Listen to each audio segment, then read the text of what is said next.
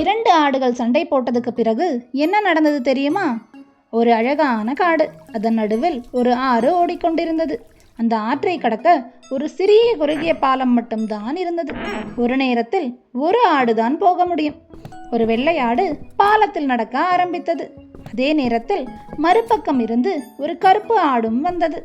இரண்டும் பாலத்தின் நடுவில் சந்தித்தது. இப்போது யார் போவது? வெள்ளை ஆடு நான் தான் முதலில் வந்தேன் என்றது. கருப்பு ஆடு இல்லை, நான் தான் போவேன் என்றது.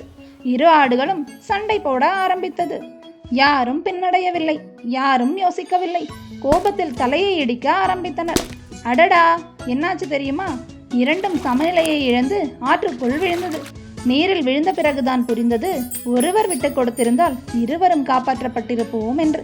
இக்கதையிலிருந்து தெரிந்து கொள்வது என்னவென்றால், விட்டு கொடுத்தால்தான் உண்மையான ஜெயம்.